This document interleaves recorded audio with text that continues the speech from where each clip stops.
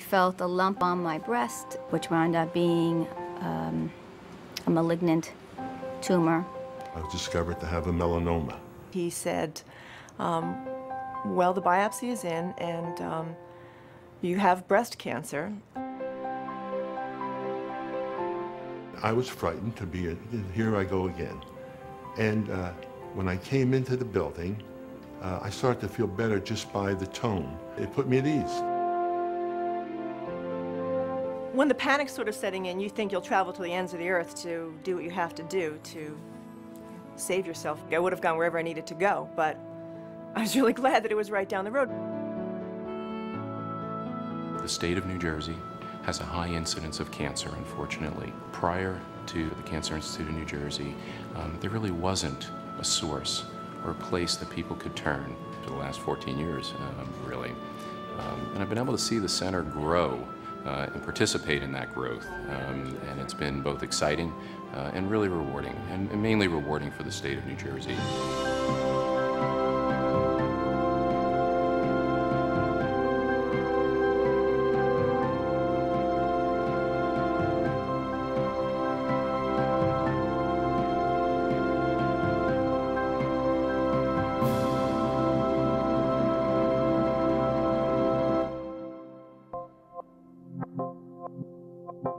People need to be taken care of in a local fashion. The rationale for developing this center was in part to provide outstanding patient care to the citizens of New Jersey, so they didn't have to go to New York or Philadelphia. The CINJ network has done an outstanding job with that, and it's really been a very important part of our mission. The Cancer Institute fundamentally has major activities in research. Major activities in cancer treatment, obviously, major activities in education, and in prevention, cancer prevention. We've had many successes. There are cures, but there are still many that we need to overcome. Because of that, we turn to research.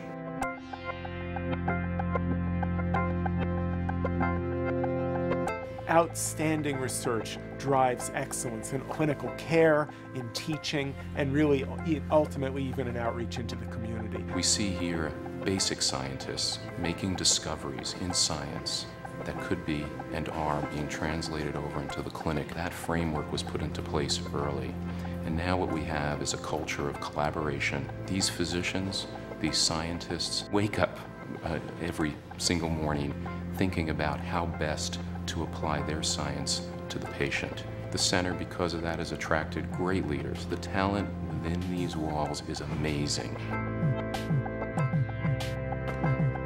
At the level of the sort of more molecular, more basic sciences, the whole world is moving towards personalized cancer therapy, and that the CINJ is very much a part of that. There's an extraordinary clinical research office that has developed a clinical trials program that is truly outstanding. I couldn't even enumerate the number of agents that are in further clinical trials that had their first genesis here.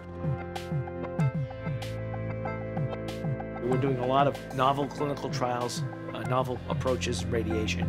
Trials that are pushing the envelope, pushing the field forward, and trying to always strive for improved outcomes. Dr. Hafty has done a tremendous job, really spanning the clinical and the basic science aspects of putting together a first-rate Department of Radiation Oncology and really moving the Cancer Center forward. We're recognized nationally as an academic radiation oncology department. There's really no technologies and no form of radiation treatment that's at least standard and cutting edge, if you will, that we don't have here.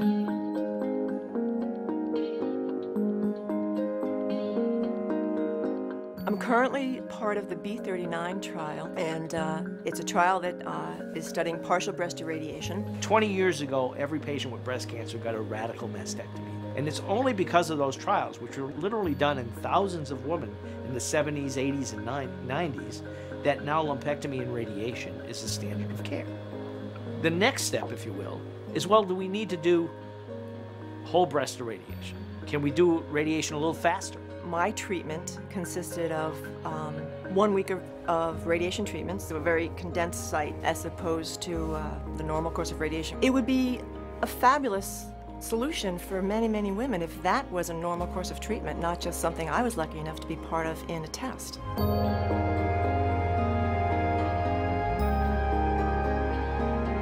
In the area of education, we're really a leading center in developing this whole area of translational research as an educational discipline. And we've developed a residency program, the only residency program in the state of New Jersey in radiation oncology.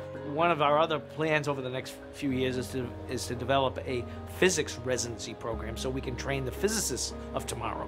The Cancer Institute has taken very seriously the role of trying to mentor young physician scientists, also young PhD scientists, in developing the various kinds of skills required for success.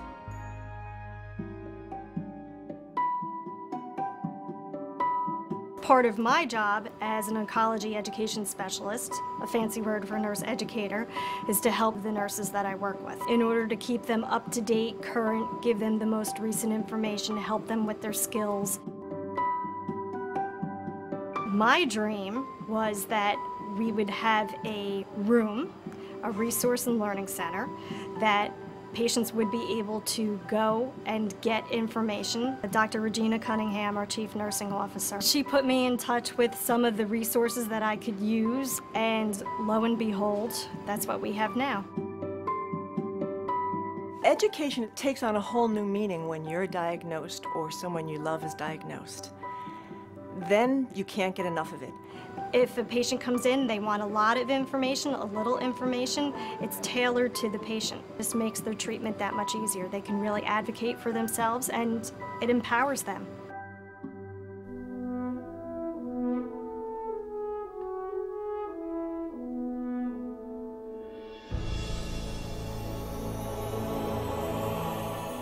There's this intangible quality about the people that work here. I think that they are totally invested in what they're doing, that they love what they're doing, that filters through to you, the patient. They need to see a medical oncologist, they need to see a surgical oncologist, they need to see a radiation oncologist.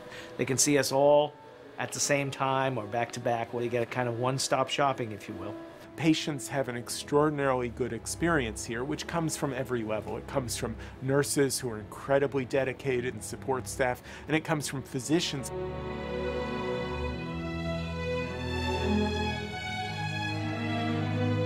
I know there was a moment during my radiation treatment where I was feeling a lot of anxiety. And he spent the next, I don't know, 20 minutes, 30 minutes explaining to me in terms that I can understand. That was invaluable. It was just absolutely invaluable. Sometime in 1999, I met Leah, and she has been my nurse. She was very, very kind, compassionate, very, very informative with, my treatment. Anything I needed, she was always there.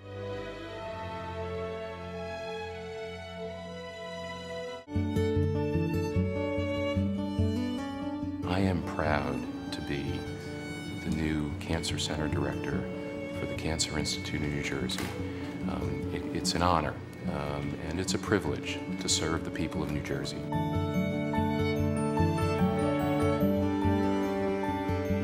And it's world class. It doesn't turn anybody away. It's got everything you need, and it's going to get people better. I feel extremely healthy. I feel really as if cancer never affected my life. I'm feeling fine. I go for my checkups, and I'm doing good and trying to do the best job I can do for the Cancer Institute.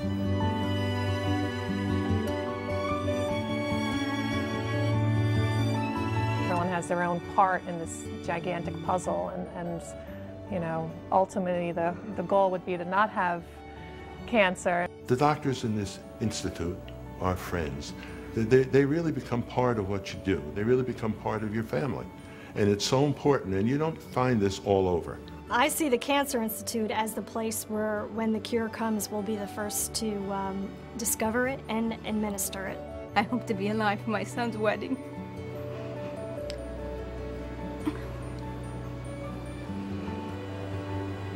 I just hope to, for happiness, my strength. I feel good, and I hope to feel this good, for a long time.